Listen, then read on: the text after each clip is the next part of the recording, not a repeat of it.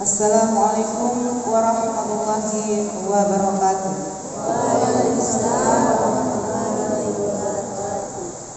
Acara penyerahan surat keputusan penyuluh agama Islam non-PNS tahun 2025 dan Festival Ramadan tahun 2025 di lingkungan kantor Kementerian Agama Kabupaten Kepulauan Sangihe hari ini Jumat 21 Maret 2025 dimulai. Dengan memohon petunjuk dan ridha Allah Subhanahu wa taala, acara pada sore hari ini kita buka dengan melambaskan basmalah. Bismillahirrahmanirrahim. Kita masuk pada acara yang selanjutnya, yaitu pembacaan kalam ilahi yang akan dibacakan oleh Ustadz Ahadiyat Soliman. Kepada Ustadz disilakan. A'udzu billahi minasy syaithanir rajim.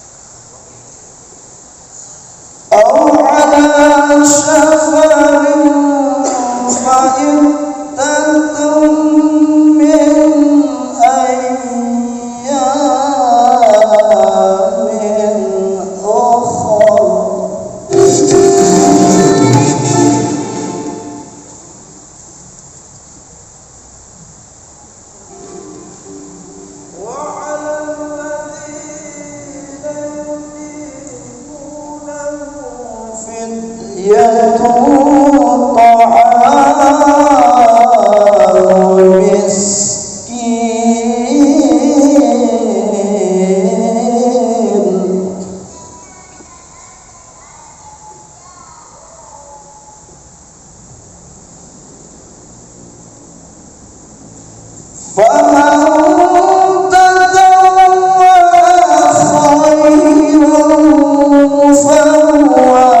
خير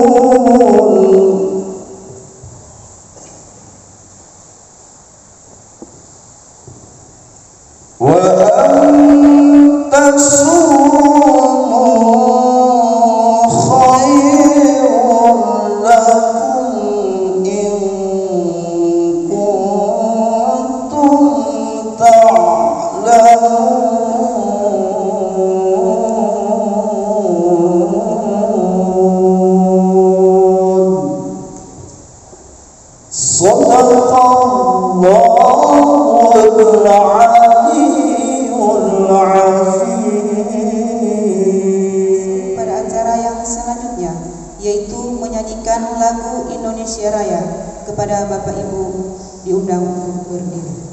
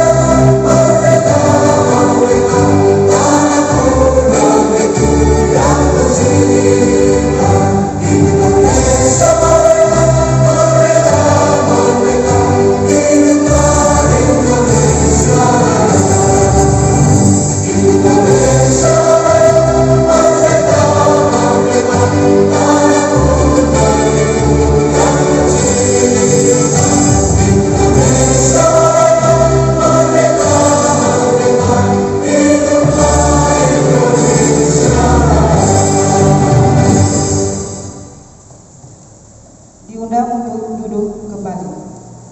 Kita masuk kepada acara yang selanjutnya, yaitu penyerahan SK. Dan untuk nama-nama yang saya bacakan, menghadap ke depan. 1. Sri Wahyuni Matantu.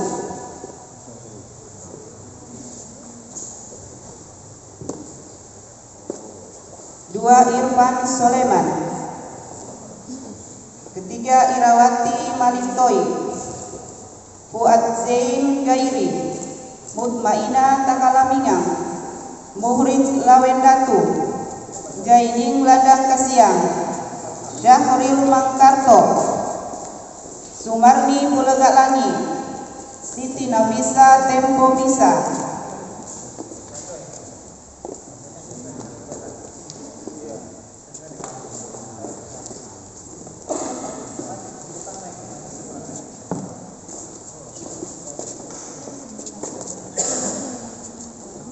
Siti Nafisa Harimisa. Jais Kaunang. Padlan Makasoe. Berlian Larusa. Ali Nurdin. Abdul Haris Martitika. Sapri Rabana.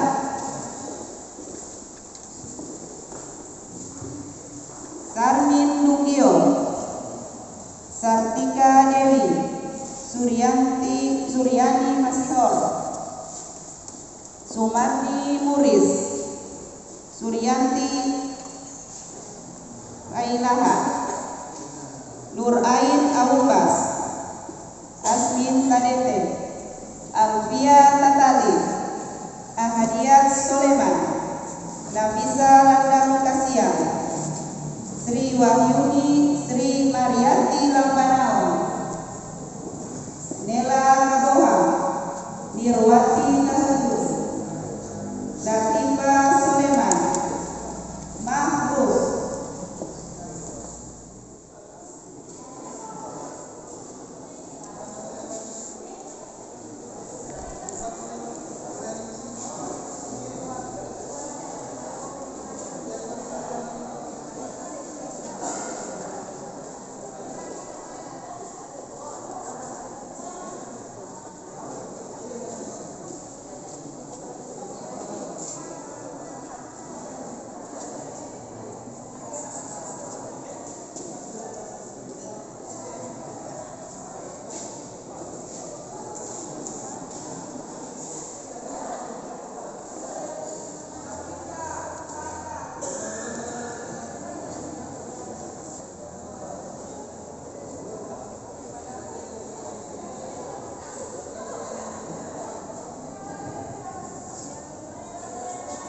Kita masuk pada acara selanjutnya, yaitu penyerahan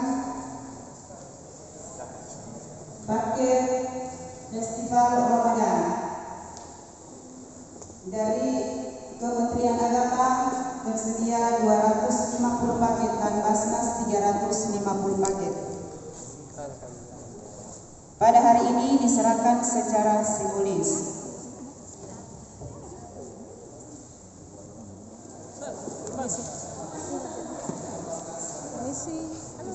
Perwakilan dari Basnas 1 orang.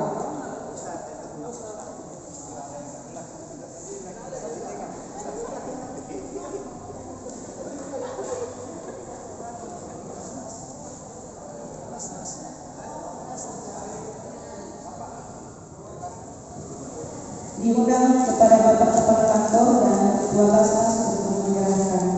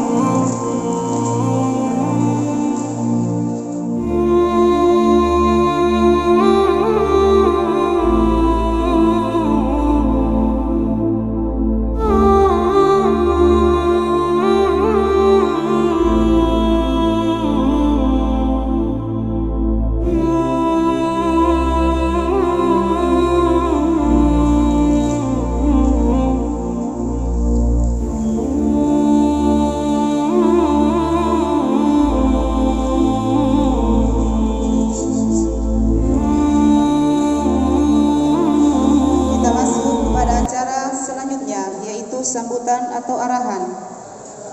Dalam hal ini akan disampaikan oleh Bapak Kepala Kantor Kementerian Agama Kabupaten Kepulauan Sangihe. Kami sapa dengan hormat Bapak Haji Irwan Musa SE MSI. Kepada Bapak disilakan. Bismillahirrahmanirrahim. Assalamualaikum warahmatullahi wabarakatuh. Alhamdulillah.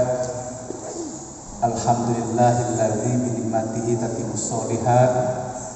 Asyhadu an la ilaha illallah wahdahu la syarika lah wa asyhadu anna Muhammadan abduhu wa rasuluh. Kami senior kami, mantan Kepala Kantor Kementerian Agama Kabupaten Kepulauan Talaut, Bapak Putranis Haji Hasanuddin Takarunukan, didampingi Wakil Komisaris Basnas Pak Ahmad Gunung,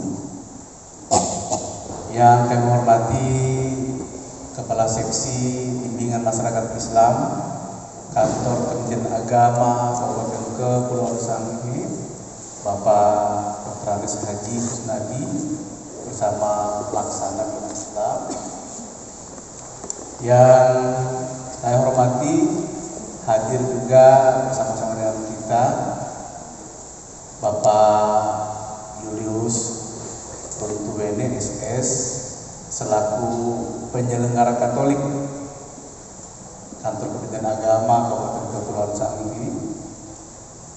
Yang saya hormati, kebetulan diundang 4 rekan kepala KUA pusat kecamatan ini yang hadir cuma 1 ya dari Bapak KUA Kecamatan Kendal di Al-Ustaz Bapak Ridwan Kanjeng Naki.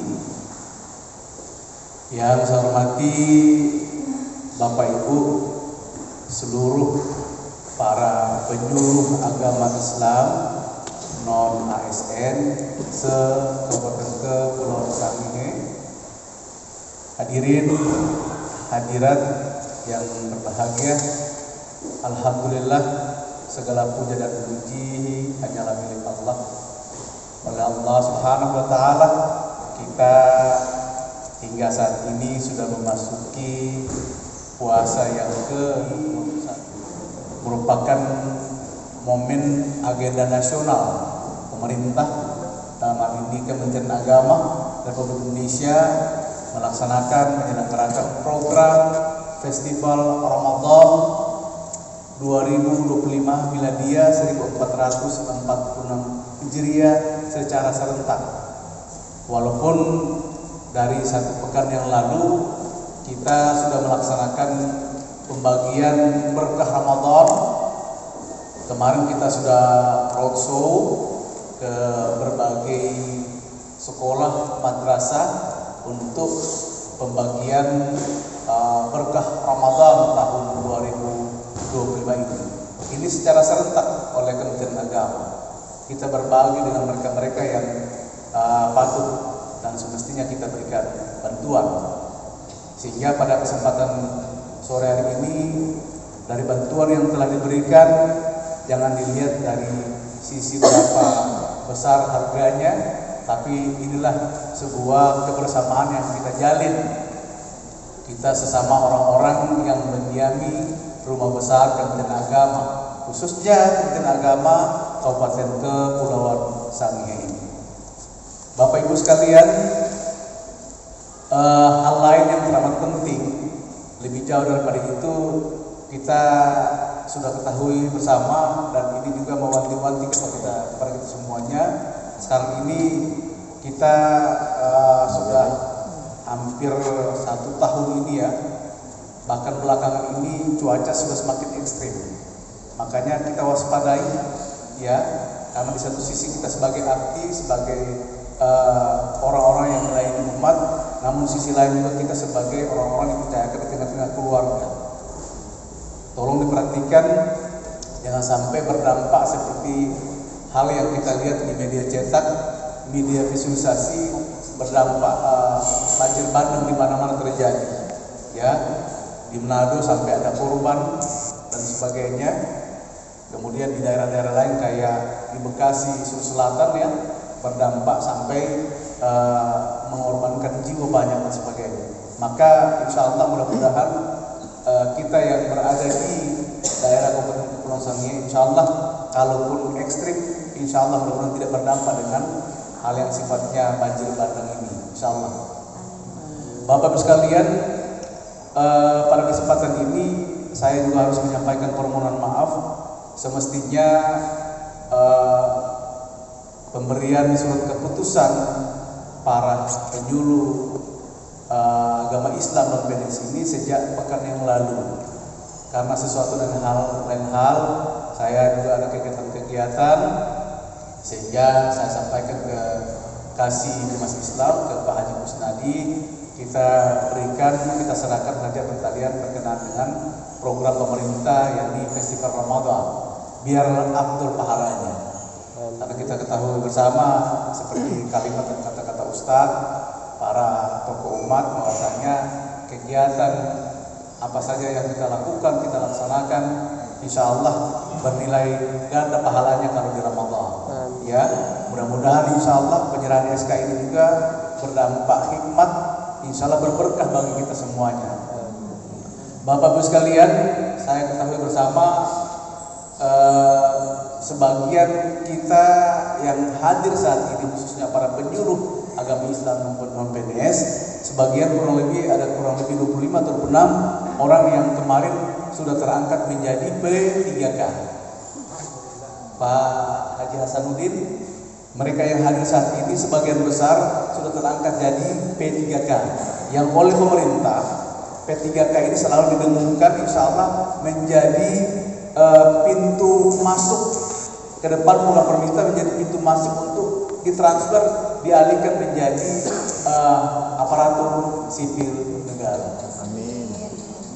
Sehingga itu barangkali sebagian besar juga yang barangkali belum terangkat jadi P3K, masih ada jenjang gelombang kedua.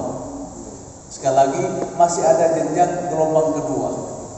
Dari informasi kalau tidak 1 April, 1 Mei yang kemarin sudah lulus P3K akan diterbitkan surat keputusannya.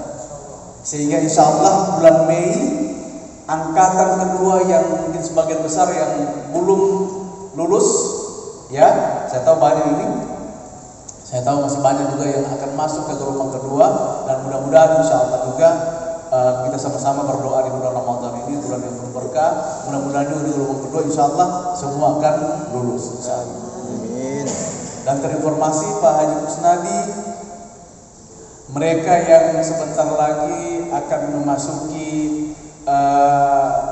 kegiatan ujian untuk di bulan awal Mei, ya, nantinya mereka akan ada susulan. Tahap pertama yang mendapatkan surat keputusan yang gelombang pertama, insya Allah sekitar bulan Juni-Juli akan didaurah, akan didiklatkan, ya, akan didiklat di Balai Diklat Kementerian Agama di Jalan Mapangan Panikisan, ya, kurang lebih terinformasi kurang lebih 10 hari akan didiklat, kurang lebih 10 hari di Balai Diklat Kementerian Agama, Kementerian Agama. Insya Allah akan berjenjang, insya Allah. Yang periode pertama yang akan menerima SK sekitar Juni-Juli, mereka akan bergabung dengan teman-teman yang ada di kabupaten kota yang lain, ya, ada kurang lebih beberapa ratus orang, ya, yang terangkat P3K. Sekitar bulan Juni-Juli itu akan didiklatkan oleh Balai Diklat Kementerian Agama Kota Manado. Itu sehingga Bapak sekalian, apapun alasannya, tentunya kita harus pandai dan pintar-pintar bersyukur. Terkecuali ada yang saya ketahui bersama sudah tidak mau lagi melanjutkan untuk mengikuti pengangkatan P3K. Mungkin karena konteks persoalan umur, dan ada juga hal-hal lain berbagai alasan sehingga sudah tidak mengikuti lagi untuk jenjang P3K. Padahal dari limit umur, ya, limit umur sebelum umur 58 tahun masih bisa diangkat oleh pemerintah menjadi P3K. Terkecuali saat pendaftaran umur sudah 58 tahun sudah tidak bisa. Ini ketentuan. Sehingga ini menjadi hal yang harus saya informasikan kepada Bapak Ibu sekalian. Sangat bersyukur mereka-mereka yang sudah terangkat, ya. Bersyukur insya Allah mereka yang sudah terangkat. Dan siapa saya sudah sampaikan tadi bahwasanya ini merupakan pintu gerbang masuk program pemerintah akan datang, akan disesuaikan menjadi seorang sosok aparatur sipil negara, ya, insya Allah. Sehingga itu dalam kesempatan ini saya menghimbau, saya memberikan saran, teruslah bekerja, teruslah berkhidmat, teruslah berdedikasi untuk bagaimana memajukan rumah besar ini, rumah besar Kementerian Agama, di dalam memajukan kemaslahatan umat. Karena Bapak Ibu sekalian, secara tugas fungsi adalah orang-orang yang dipercayakan sebagai corong Kementerian Agama di tengah-tengah umat dan di tengah-tengah masyarakat. Ya, teruslah kembangkan sayap untuk bagaimana mengembangkan dunia kepenyuluhan. Bapak Ibu sekalian, paling tidak tugas utama, fungsi dari Bapak Ibu sekalian sebagai penyuluh, paling tidak kurang lebih ada 4 fungsi, yakni yang pertama fungsi edukasi, yang kedua fungsi advokasi, yang ketiga fungsi informatif, dan keempat fungsi konsultatif. Ya, yang pertama fungsi edukasi, seorang penyuluh ya harus menjadikan diri sebagai guru yang memiliki wawasan agama untuk bagi masyarakat umat kita. Kita tempat bertanya tentang persoalan wawasan masalah agama dan keagamaan. Itu merupakan fungsi edukatif kita sebagai penyuluh agama. Kedua, fungsi advokatif. Kita tempat berlindung oleh umat dan masyarakat ya, manakala ada hal-hal yang sifatnya gangguan. Gangguan dalam hal ini sifatnya gangguan gangguan masalah soal-soal agama dan keagamaan. Kita lah menjadi fungsi advokatif bagi umat dan masyarakat. Yang berikut fungsi konsultatif. Bapak Ibu sekalian, kita tempat bertanya, kita tempat berkoordinasi, kita menjadi ladang konsultatif bagi umat beragama, bukan hanya secara internal umat beragama, tapi konsultatif antar dan inter umat beragama. Apapun alasannya, Bapak Ibu sekalian melekat di diri Bapak Ibu sekalian menjadi tokoh moderat bagi agama dan agama yang lain.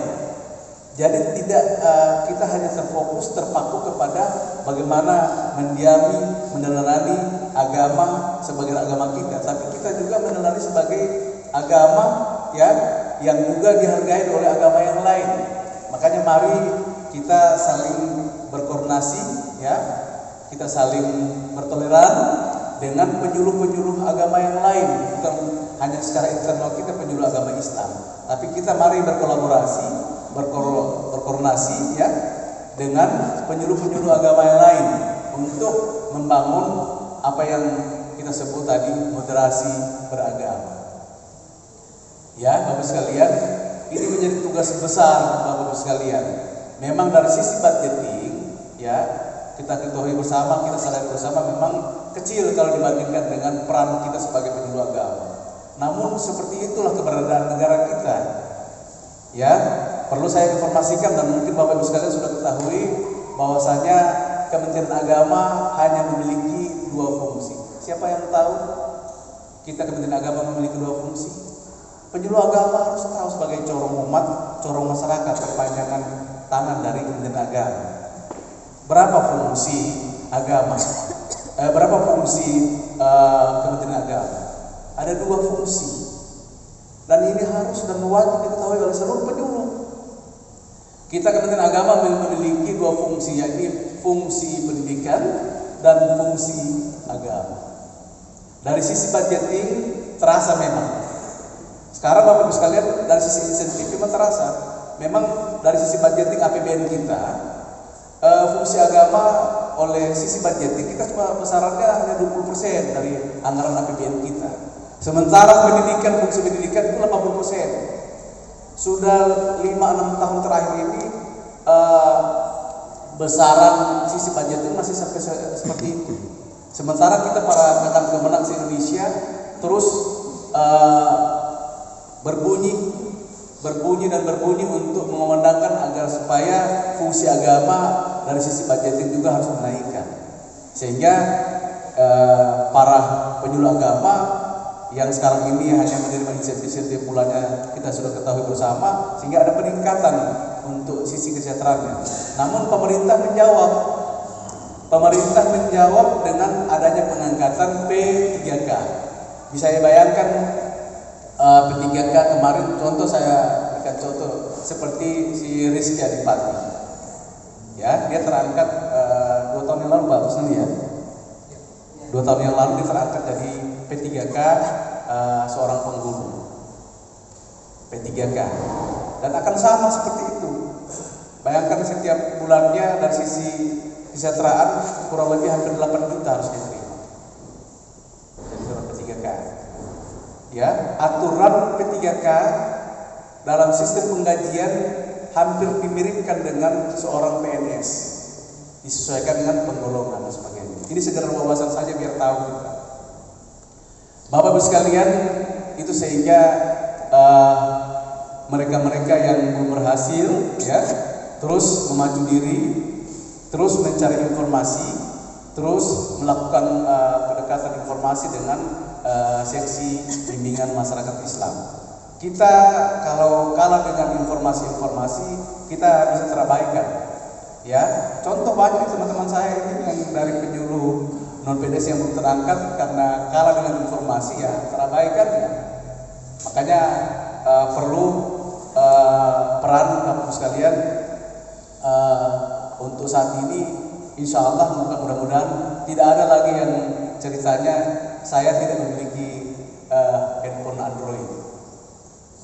Sekarang komunikasi sekarang sudah harus dengan handphone.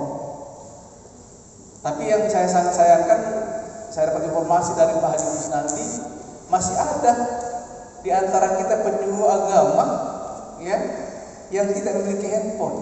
Bisa dibayangkan Bapak Ibu sekalian, anak kecil saja belum bersekolah sudah pegang handphone.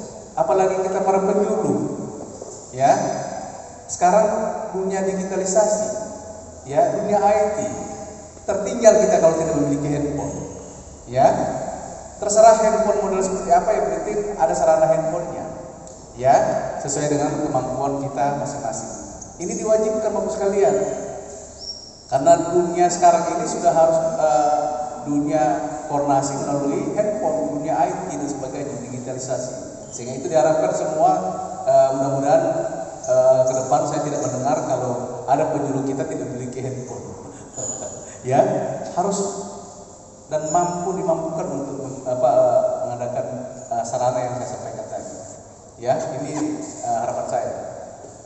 Bapak sekalian, hal-hal ini yang barangkali yang sifatnya pointers ya, yang perlu saya sampaikan. Mari kita terus bekerja melaksanakan tugas sesuai dengan tugas fungsi kita sebagai seorang penyuluh. Karena seorang penyuluh harus menyuluh, ya. Karena seorang penyuluh harus menyuluh.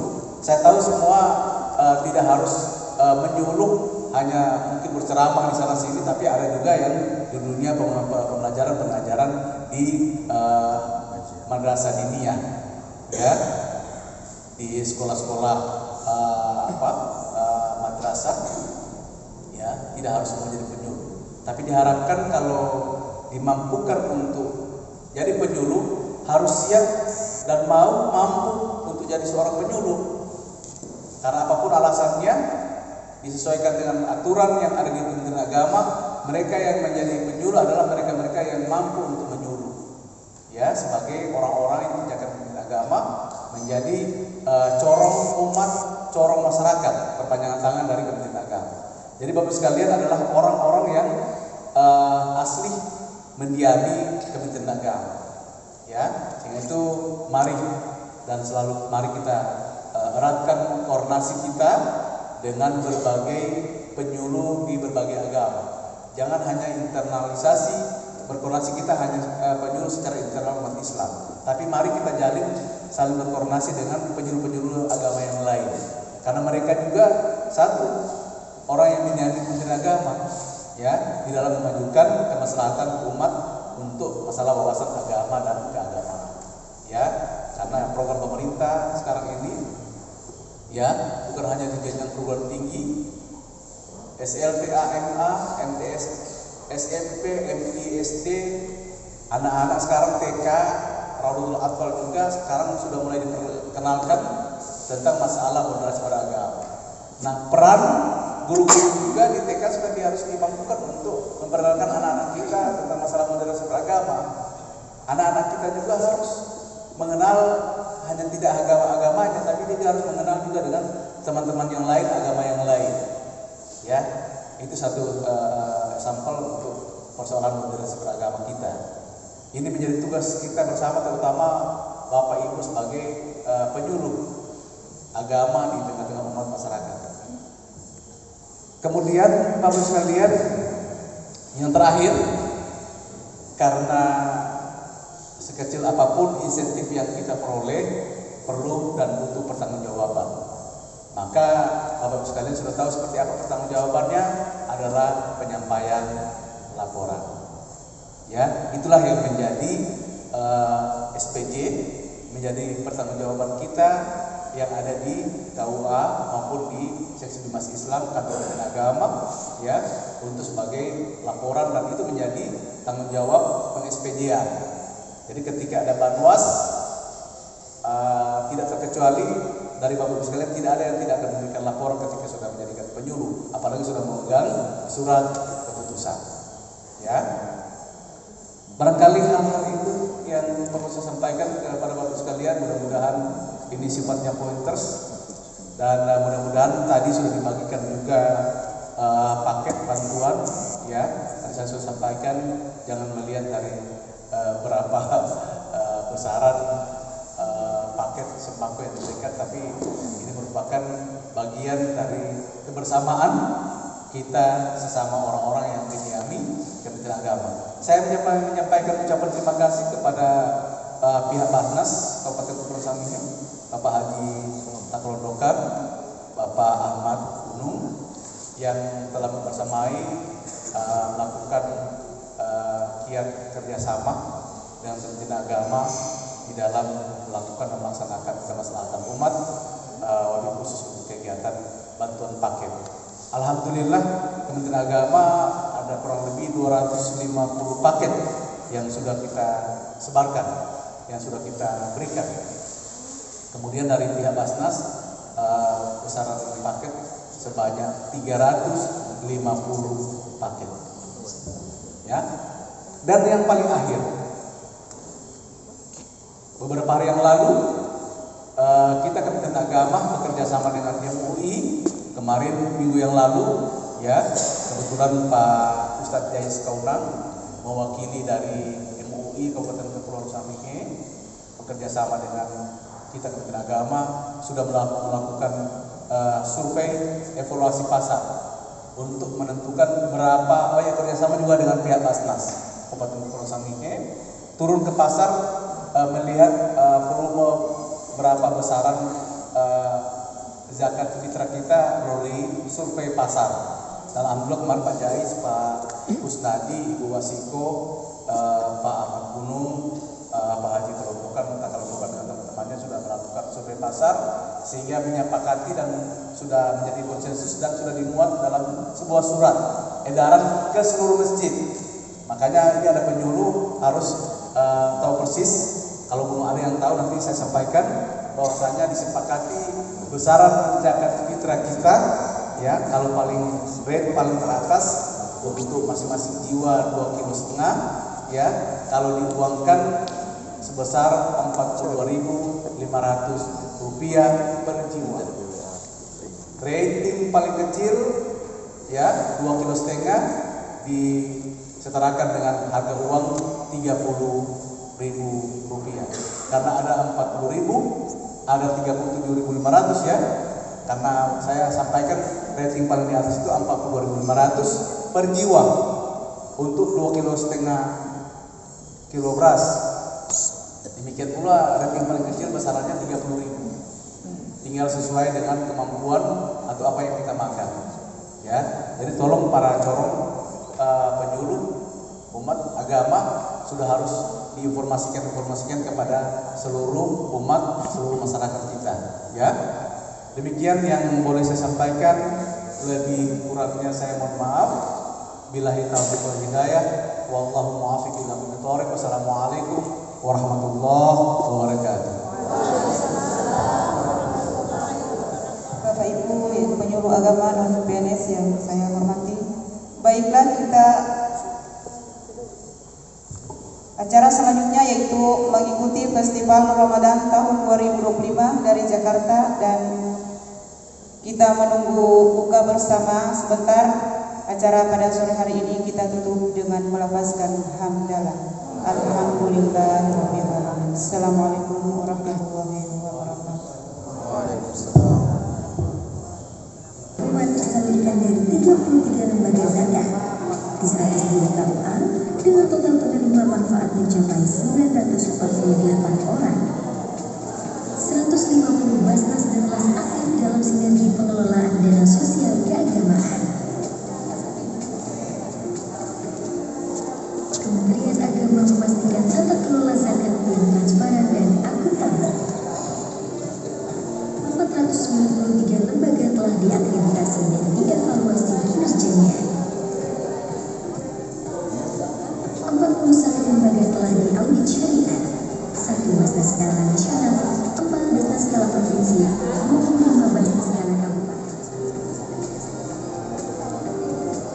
Partisipasi umat dalam zakat, infak, sedekah, dan dana sosial keagamaan lainnya. Hingga Oktober 2024, dana sosial keagamaan yang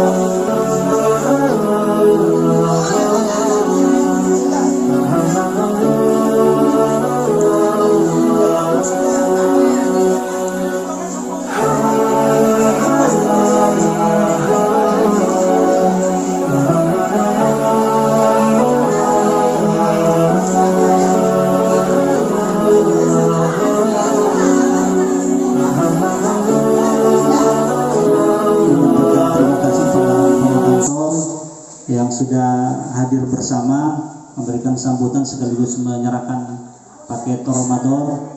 Kita berdoa mudah-mudahan Pak Kepala Kantor tetap sehat walafiat, sukses. Mudah-mudahan ini jadi berkah buat kita semua. Seperti yang disampaikan oleh Pak Kepala Kantor, jangan lihat nilainya tetapi kebersamaan dan keikhlasan. Ini saya beri mohon maaf segala kekurangan. Mari kita tutup penyerahan paket Ramadan ini bersama-sama melepaskan hamdalah. Alhamdulillahirrahmanirrahim. Sekian, assalamualaikum warahmatullahi wabarakatuh.